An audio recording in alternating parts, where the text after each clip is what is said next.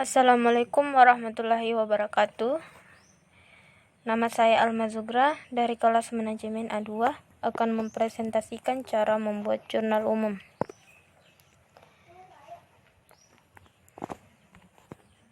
Yang pertama yang harus dipahami dalam menyusun jurnal umum adalah analisis transaksinya, karena setiap transaksi pasti melibatkan 2 akun atau lebih.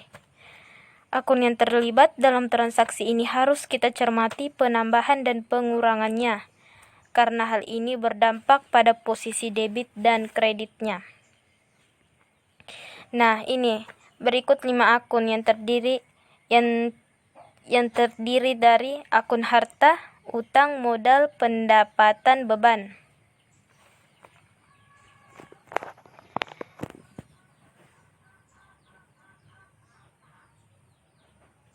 Berikut bagian-bagian akun harta yang terdiri dari kas, piutang, perlengkapan, peralatan kendaraan. Untuk kelompok utang terdiri dari utang usaha, utang beban. Untuk kelompok modal terdiri dari akun modal, akun free. Untuk akun pendapatan terdiri dari akun pendapatan jasa. Yang kelima, akun beban yang terdiri dari beban gaji, beban sewa, beban iklan, beban listrik, beban telepon. Akun harta, jika bertambah dia di sebelah debit dan jika berkurang dia di sebelah kredit. Dan saldo normal untuk akun harta berada di sebelah debit. Akun utang jika bertambah di sebelah kredit dan jika berkurang di sebelah debit, saldo normal untuk akun utang berada di sebelah kredit. Akun modal jika bertambah di sebelah kredit, jika berkurang di sebelah debit, dan saldo normal untuk akun modal berada di sebelah kredit. Akun pendapatan jika bertambah di sebelah kredit, jika berkurang di sebelah debit, dan saldo normal untuk akun pendapatan berada di sebelah kredit. Yang terakhir, akun beban jika bertambah di sebelah debit, jika berkurang di sebelah kredit, dan saldo normal untuk akun beban di sebelah debit. Nah, di sini saya sudah kasih warna untuk akun harta dan beban itu sama. Warnanya kuning. Dan untuk akun pendapatan, utang, dan modal warnanya juga sama, warna merah. Supaya mudah diingat. Atau dengan rumus seperti ini.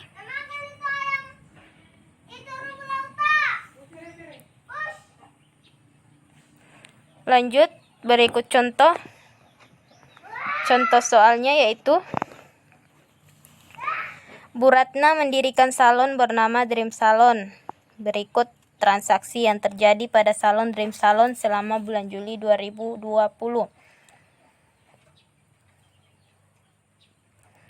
Dalam menyusun jurnal umum, di sini kan terjadi 6 transaksi. Jadi dari 6 transaksi itu harus dianalisis. Akun-akun apa saja yang terlibat dalam transaksi tersebut.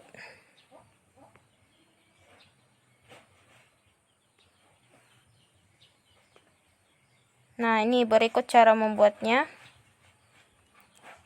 Dalam menulis judulnya itu terdiri dari 3 baris, yaitu baris pertama menunjukkan nama perusahaan, baris kedua menunjukkan jenis laporan, dan baris ketiga menunjukkan periode laporan. Jadi pada soal ini judulnya adalah Dream Salon Jurnal Umum periode Juli 2020. Nah, selanjutnya kita buat 5 kolom, di mana kolom pertama terdiri dari tanggal, kolom kedua terdiri dari keterangan, ketiga ref, keempat debit, kelima kredit. Baik, kita analisis soalnya. Yang pertama, Bu Ratna menyetorkan uangnya ke perusahaan sebesar 30 juta sebagai modal awal. Jadi kolom pertama kita tulis tanggalnya dulu, 1 Juli 2020.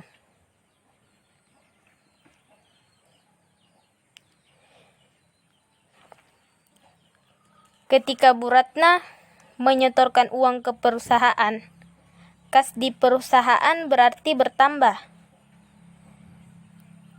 Kas itu adalah harta. Harta bertambah di sebelah debit.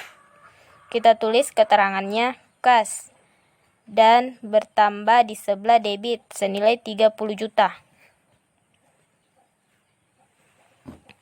Setelah itu, karena Bu Ratna menyetorkan uang ke perusahaan, dampak modal Bu Ratna bertambah atau modal perusahaan salonnya itu bertambah. Maka modal bertambah di sebelah kredit. Kita kasih keterangan modal bertambah di sebelah kredit senilai 30 juta. Setelah itu kita beri garis pemisah untuk memisahkan antar transaksi selanjutnya.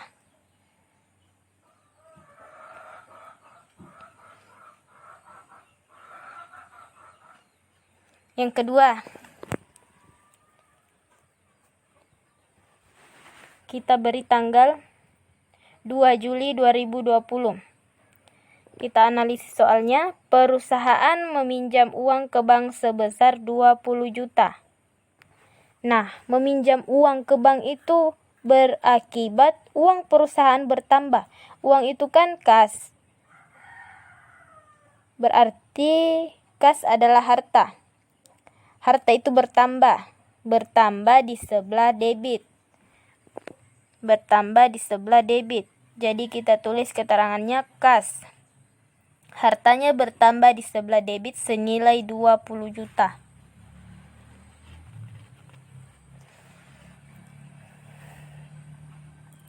Karena kas bertambah 20 juta berasal dari utang, maka utang perusahaan juga bertambah.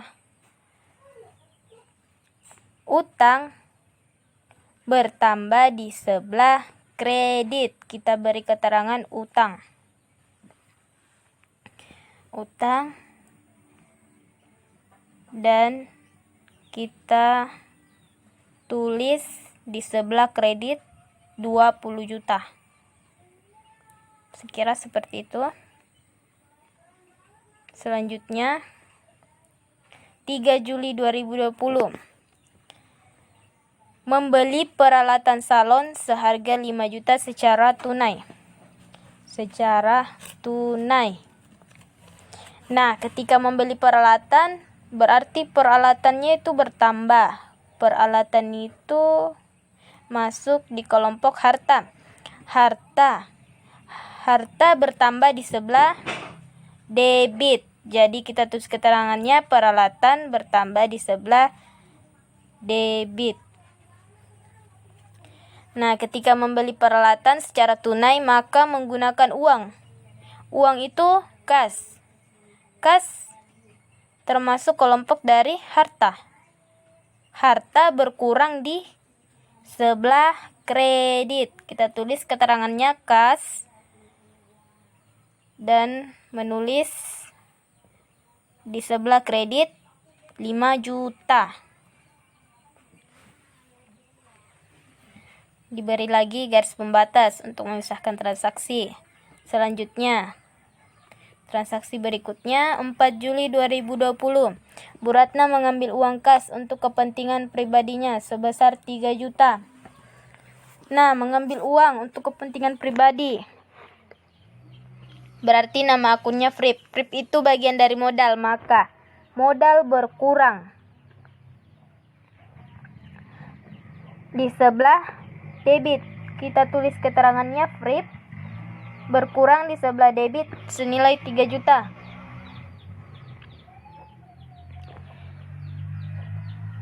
Senilai 3 juta.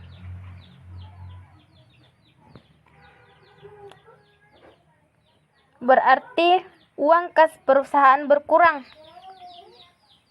Karena mengambil uang kas tadi untuk kepentingan pribadi berarti uang kas berkurang. Kita beri keterangan kas di bawahnya. Jadi kas berkurang di sebelah kredit. Kita tulis di sebelah kredit 3 juta. Selanjutnya, 5 Juli 2020. Bu Ratna membayar gaji pegawai sebesar 2 juta. Membayar gaji berarti masuk di kelompok beban. Maka bebannya berarti bertambah di sebelah debit. Kita tulis keterangan beban gaji dan masukkan di sebelah debit 2 juta. Selanjutnya, membayar gaji memakai uang sebesar 2 juta. Uang adalah kas. Kas itu masuk di kelompok harta. Berarti hartanya berkurang di sebelah kredit. Kita kasih keterangan kas berkurang di sebelah kredit senilai 2 juta.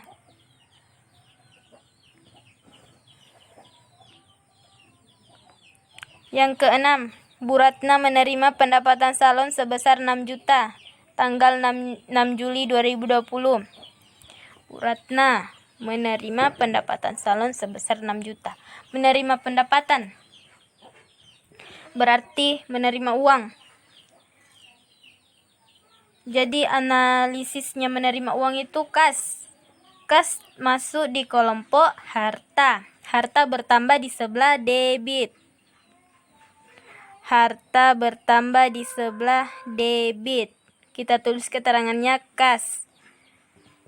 Menulis di sebelah debit 6 juta.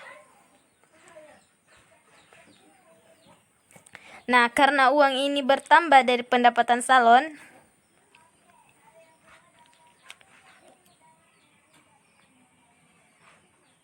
berarti pendapatan bertambah di sebelah kredit. Kita tulis keterangannya pendapatan salon.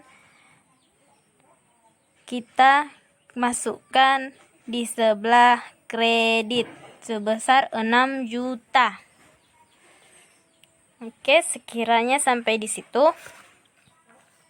Setelah itu, kita kasih lagi garis pembatas dan menjumlahkan sisi debit dan kreditnya. Jadi, nilainya itu harus imbang.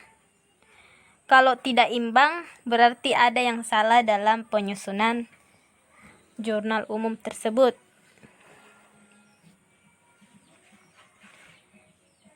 Kita beri garis 2. Itu menandakan closing pencatatan. Closing pencatatan di akhir periode. Sekira sampai di sini presentasi saya cara membuat jurnal. Kurang dan lebihnya mohon dimaafkan. Wabillahi taufiq wal hidayah. Wassalamualaikum warahmatullahi wabarakatuh.